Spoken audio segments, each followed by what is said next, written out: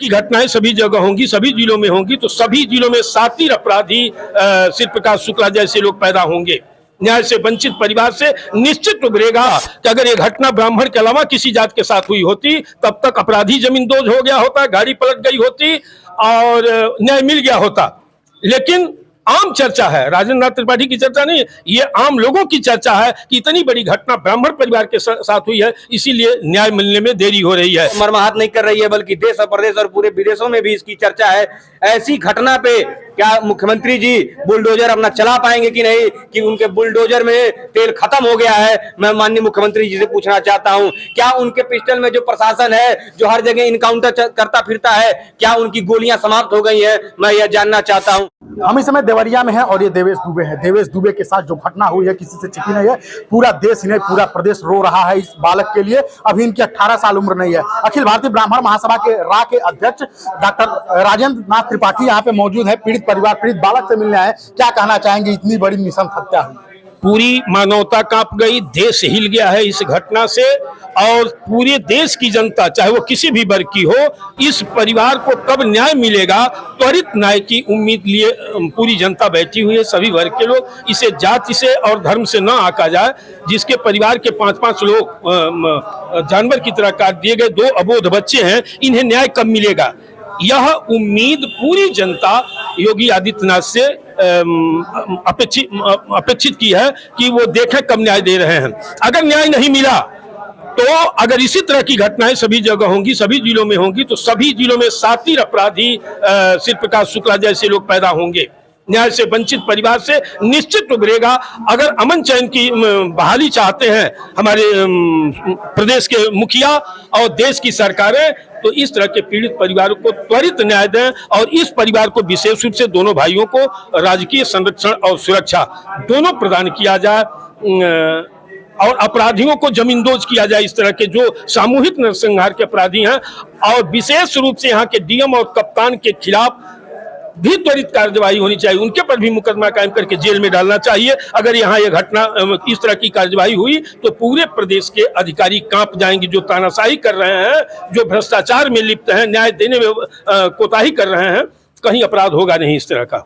अच्छा, देखा जाए तो इसके पहले भी मामले निकल के सामने आते थे। लगातार मीडिया में खबर आ रही है कि इसके पहले पुलिस प्रशासन को मैनेज करके, और वो भूमाफिया था, जमीन कब्जा करता था। कई लगातार 10-15 सालों में देखा जाए तो अकुश संपत्ति भूमाफिया ने अर्जित की। इस तरह के जो भी भूमाफिया जिस भी जिले में हो, चाहे वो ब्राह्मण हो, ठाकुर हो, यादव हो, दलित हो, मुसलमान हो, कोई हो, अपराधी किसी जात के नहीं होते हैं। ये मानवता के शत्रु हैं।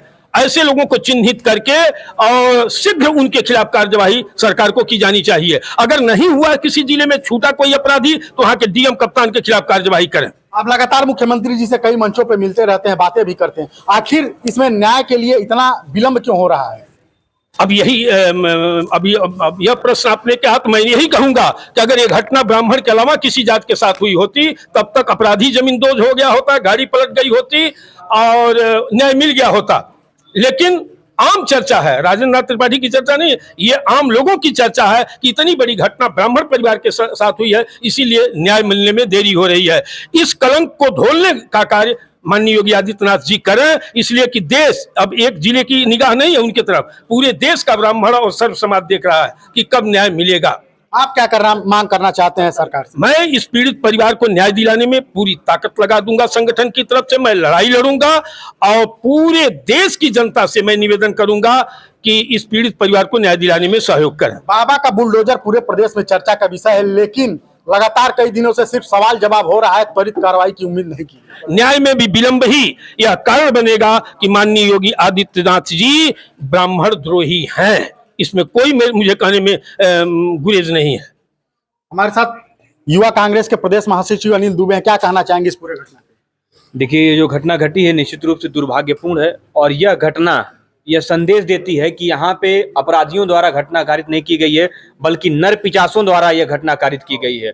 और इस घटना को देख करके केवल एक जिले के, एक जाति के, एक धर्म के लोग आहत नहीं है, बल्कि पूरा देश आज मर्माहत है और कहीं ना कहीं आंसू बहा रहा है।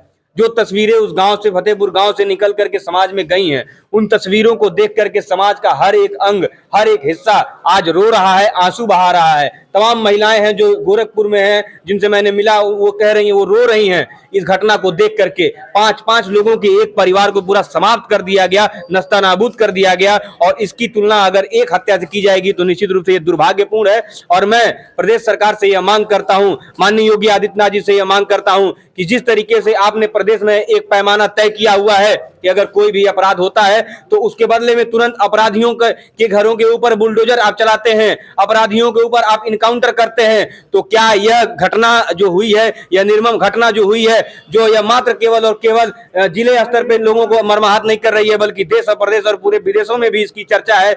ऐसी घटना पे क्या मुख्यमंत्री जी बुलडोजर अपना चला पाएंगे कि नहीं, कि उनके बुलडोजर में तेल खत्म हो गया है? मैं माननीय मुख्यमंत्री जी से पूछना चाहता हूं, क्या उनके पिस्टल में जो प्रशासन है जो हर जगह इनकाउंटर करता फिरता है, क्या उनकी गोलियां समाप्त हो गई हैं? मैं यह जानना चाहता हूं। क्या मैं मुख्यमंत्री जी से जानना चाहता हूं कि क्या वह केवल और केवल एक जाति विशेष के लोगों को टारगेट करना चाहते हैं? यहाँ कोई जात की बात नहीं है। मैं यह नहीं कह रहा हूं कि केवल एक जात के लोगों के खिलाफ अन्याय हुआ है और एक जात के खिलाफ आप कार्रवाई करिए।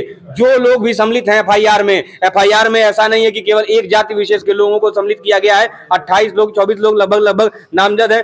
सभी लोगों के खिलाफ कार्रवाई होनी चाहिए। तत्काल प्रभाव से सभी लोगों के घरों को बुलडोजर से जमींदोज करने का काम करना चाहिए। और जो ऐसे दुर्दांत हत्यारे हैं, जिनको प्रशासन को अभी तक यह नोटिस हो चुका होगा कि किसके नेतृत्व में यह भीड़ चढ़ करके ये घटना कारित की है, उसका इनकाउंटर भी किया जाना चाहिए। इस पीड़ित परिवार से आप लोगों ने मिला है, क्या आश्वासन दिया है, क्या मांग करते हैं सरकार से? देखिए, इनके लिए हम लोगों का यही आश्वासन है। आज गोरखपुर से हम लोग तमाम लोगों की संख्या में हम लोग यहाँ मौजूद हुए हैं। हम लोग इनको बस यह आश्वासन दिलाना चाहते हैं कि तत्काल यह घटना घटी है तो बाबू आप यह मत समझिएगा कि हम लोग केवल आज आए हैं। यहाँ से लेकर के आपके जीवन काल में कभी भी किसी प्रकार की दिक्कत होगी तो जो साथी आपके साथ यहाँ खड़े हैं, आपकी लड़ाई हमेशा लड़ते रहेंगे। आपके लिए चाहे मीडिया को लेकर के हो, चाहे नेताओं को लेकर के हो, चाहे जनमानस को लेकर के हो, हम सबको आपके घर लेकर के आएंगे। आपके लिए लड़ाई लड़ने के लिए सड़कों पे आएंगे। अगर इसकी लड़ाई सड़कों पे नहीं होगी, न्यायालय में होगी, तो यहाँ से लेकर के दीवानी कचहरी से लेकर के हाई कोर्ट और सुप्रीम कोर्ट तक की लड़ाई लड़ने के लिए हम लोग सक्षम है और हम लोग लड़ाई लड़ेंगे। आपको मैं यह विश्वास दिलाना चाहता हूं कि आप निश्चिंत रहिए और आपको जब भी जरूरत होगी यह सारे साथी आपके साथ खड़े हैं। क्या कहना चाहेंगे वकील साहब? देखिए, पूरे प्रदेश में माननीय मुख्यमंत्री जी को ध्यान देना चाहिए। ब्राह्मणों के खिलाफ एक माहौल बन रहा है। जब से सरकार आई है, मैं देख रहा हूँ कहीं बुलंदशहर में, कहीं इटावा में, कहीं फतेहपुर सीकरी में, कहीं आजमगढ़ में, तमाम प्रदेशों में, प्रदेश के हर जिलों में एक माहौल ब्राह्मणों के खिलाफ निगेटिव बन रहा है। कहीं कहीं ब्राह्मण सताया जा रहा है। एक घटना एक उसी का परिणाम है। ब्राह्मणों के खिलाफ कोई भी छोटे से छोटे मामले को लेकर के प्रशासनिक अधिकारियों में कोई जागरूकता नहीं है। फाइलें उसी तरफ फेंकी जा रही है, कोई जन सुनवाई नहीं है। ये घटनाएं अगर निचले स्तर पर सुनवाई हो गई होती, आज तहसीलदार और छोटे स्तर से इसकी सुनवाई हो गई तो निपटारा हो गया होता, आज ये घटना नहीं हुई थी। ब्राह्मणों के खिलाफ एक माहौल बनाया जा रहा है। क्या कहना चाहेंगे अंतिम बार?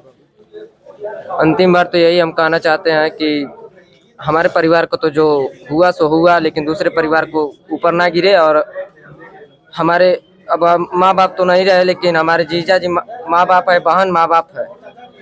हमारी पालन पोषण के लिए प्रशासन और माननीय योगी आदित्यनाथ से यही गुजारिश करूंगा ताकि हमारा सहयोग करें। हम इस समय देवरिया में थे। ये दुबे परिवार के सबसे बड़े बेटे जो पूजा करने गए थे, उसकी वजह से इनकी जान बच गई है। तो देख सकते हैं किस तरह से लगातार लोगों का आने जाने और मिलने का तांता लगा हुआ है। कहीं न कहीं रुद्रपुर की घटना के बाद से पूरे देश और प्रदेश और जिले में देखा जाए तनावपूर्ण माहौल है, लेकिन सभी लोग इस उम्मीद में है कि त्वरित न्याय के लिए जाने जाने वाले उत्तर प्रदेश के सीएम योगी आदित्यनाथ अब तक खामोश थे।